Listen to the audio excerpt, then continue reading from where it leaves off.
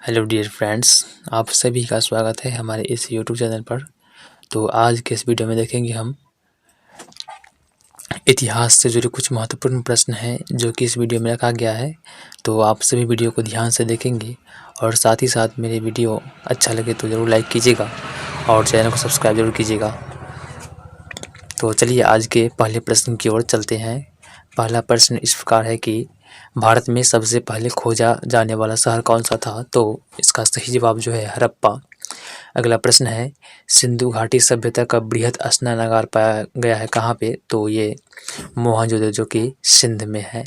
अगला प्रश्न है, हड़प्पावासी किस धातु का प्रयोग नहीं जानते थे? तो इसका सही जवाब जो है सोना। सोना का प्रयोग हड़प्पावासी लोग नहीं जानते थे।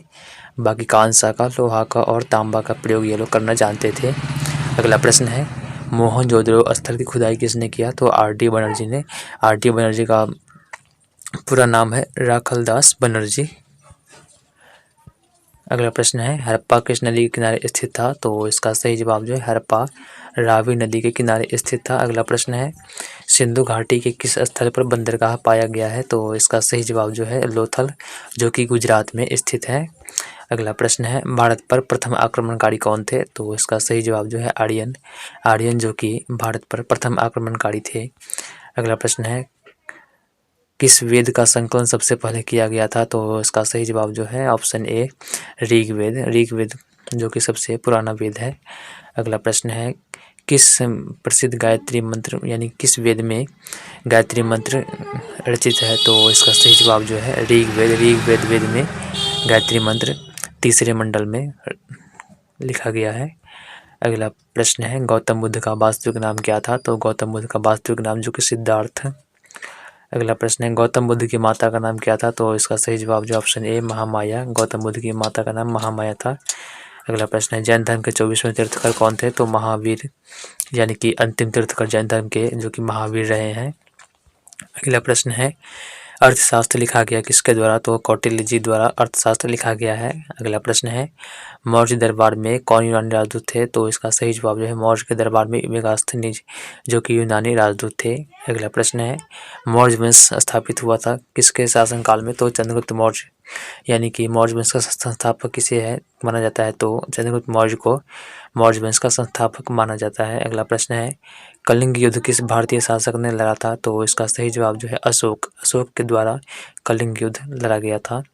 अगला प्रश्न है, भारतीय नेपोलियन के रूप में किसे जाना जाता है? तो इसका सही जवाब जो है समुद्रगुप्त। समुद्रगुप्त को भारतीय नेपोलियन के नाम से भी जाना जाता है। अगला प्रश्न है, भारतीय इतिहास में किसका शासनकाल स्वर्ण युग के रूप में पुकारा जाता है? तो इसका सही जवाब जो है गुप्त साम्राज्य। गुप्त साम्राज्य का शासनकाल जो कि स्वर्ण युग के नाम से पुकारा जाता है।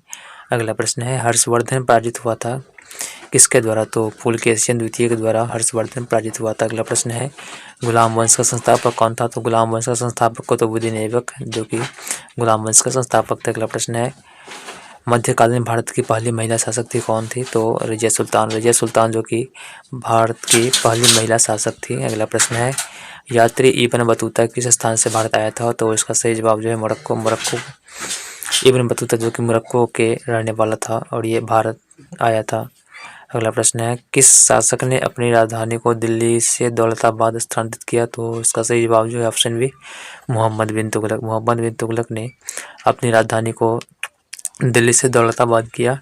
अगला प्रश्न है, बाबरनामा किसने लिखी है? तो इसका सही जवाब जो है ऑप्शन बी बाबर। बाबर के द्वारा बाबरनामा लिखी गई है। अगला प्रश्न है, बक्सर की लड़ाई कब लड़ी गई थी? तो बक्सर की लड़ाई जो कि 1764 ईस्वी में लड़ा गया था। अगला प्रश्न है, प्लासी के युद्ध के समय बंगाल का नवाब कौन था? तो प्लासी के युद्ध के समय बंगाल का नवाब जो कि सिराजदौला था। अगला प्रश्न है, 1857 की क्रांति के दौरान भारत का गवर्नर जनरल कौन था? तो इसका सही जवाब जो है option A Lord Canning.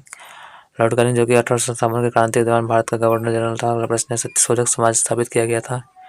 Jyotirao Phule द्वारा सत्यशोधक समाज स्थापित किया गया था। अगला प्रश्न है, किस सुधारक ने आर्य समाज की स्थापना की? तो स्वामी दयानंद सरस्वती ने आर्य समाज की स्थापना की थी। अगला प्रश्न है, भारत में आपातकाल स्थिति की घोषणा किस वर्ष हुई थी? तो इसका सही जवाब जो है ऑप्शन डी 1975 में, यानी कि 1975 में भारत में आपातकाल स्थिति की घोषणा की गई थी। अगला प्रश्न है, किस राज्य के राज्यपाल को उसके कार्यालय से हटा सकता है? तो यानी कि कौन है जो राज्यपाल को उसके कार्यकाल से हटा सकता है? तो इसका सही जवाब जो है राष्ट्रपति। राष्ट्रपति जो कि राज्यपाल को उसके कार्यकाल से हटा सकता है। भारत का संविधान कैसा है? तो न कठोर न ही लचीला है।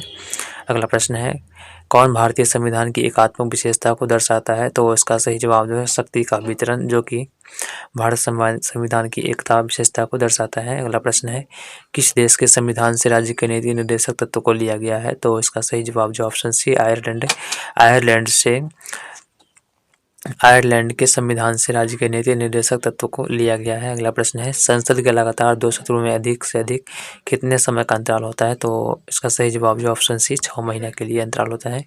केंद्र में मंत्रिपरिषद उत्तरदायी होती है तो लोकसभा के प्रति होता है। अगला प्रश्न है, भारतीय संविधान के पिता के रूप में कौन जाना जाता है? तो इसका सही जवाब जो है ऑप्शन ए भीमराव अम्बेडकर, जो कि संविधान के पिता के रूप में जाने जाते हैं। अगला प्रश्न है, राज्यसभा के सभापति कौन होते हैं? तो इसका सही जवाब जो है उपराष्ट्रपति, जो कि राज्यसभा के सभापति होते हैं। अगला प्रश्न है, लोकसभा के चुनाव लड़ने के लिए उम्मीदवार की न्यूनतम आयु क्या है? तो लोकसभा के चुनाव लड़ने के लिए उम्मीदवार की न्यूनतम आयु जो कि 25 साल होनी चाहिए। अगला प्रश्न है, लोकसभा के सदस्य किसको अपना त्यागपत्र सौंपते हैं? यानी कि लोकसभा के सदस्य किसको अपना त्यागपत्र सौंप सकते हैं? तो इसका सही जवाब जो है लोकसभा अध्यक्ष को सौंप सकते हैं। अगला प्रश्न है, संसद के अंतर्गत कौन सम्मिलित नहीं है? तो इसका सही जवाब जो है ऑप्शन डी भारत के मुख्य निर्वाचन आयुक्त, जो कि सम्मिलित नहीं है। बाकी संसद के अंतर्गत भारत के राष्ट्रपति, राज्यसभा, लोकसभा ये सभी सम्मिलित हैं और भारत के मुख्य निर्वाचन आयुक्त जो कि ये सम्मिलित नहीं है। अगला प्रश्न है, भारतीय शास्त्रीय से नृत्य कथक का संबंध किससे है? तो इसका सही जवाब जो है उत्तर प्रदेश से है। अगला प्रश्न है, कुचिपुड़ी शास्त्रीय नृत्य है कहाँ से है? तो आंध्र प्रदेश का ये नृत्य है। अगला प्रश्न है, विदेशी वस्त्रों का बहिष्कार किस आंदोलन से संबंधित है? तो इसका सही जवाब जो ऑप्शन ए स्वदेशी आंदोलन से विदेशी वस्त्रों का बहिष्कार किया गया है। अगला प्रश्न है, किस पंचवर्षीय योजना में भारत ने अपना ध्यान कृषि पर केंद्रित किया था? तो इसका सही जवाब जो ऑप्शन डी 5वीं पंचवर्षीय योजना में भारत ने अपना ध्यान कृषि पर केंद्रित किया था। अगला प्रश्न है, नील क्रांति किस आर्थिक क्षेत्र में बहुत उत्पादन को दर्शाता है? तो इसका सही जवाब जो है ऑप्शन सी मछली। अगला प्रश्न है, देवधर ट्रॉफी किस खेल से संबंधित है? तो इसका सही जवाब जो option D cricket. Deodhar trophy जो कि क्रिकेट खेल से संबंधित है। अगला प्रश्न है, फ्लाइंग सिख के रूप में किसे जाना जाता है? तो इसका सही जवाब जो है ऑप्शन बी मिल्खा सिंह। मिल्खा सिंह को फ्लाइंग सिख के रूप में जाना जाता है। अगला प्रश्न है, मोहम्मद अली किस खेल से संबंधित है? तो इसका सही जवाब जो ऑप्शन सी मुक्केबाजी खेल से संबंध जो कि मोहम्मद अली को है। अगला प्रश्न है, प्रत्येक साल अंतर्राष्ट्रीय महिला दिवस कब मनाया जाता है? तो ध्यान रखेंगे आप सभी, ये 8 मार्च को प्रत्येक साल मनाया जाता है अंतर्राष्ट्रीय महिला दिवस। तो आज की वीडियो में बस यही 50 महत्वपूर्ण प्रश्न जो कि इस वीडियो में रखा गया है। आप सभी वीडियो को ध्यान से देखिए, प्रश्न को याद करने की कोशिश कीजिए और वीडियो अच्छा लगे तो लाइक जरूर कीजिएगा और साथ ही साथ मेरे चैनल को सब्सक्राइब कीजिएगा। ऐसे ही तरह वीडियो पाने के लिए धन्यवाद। आपका दिन शुभ हो।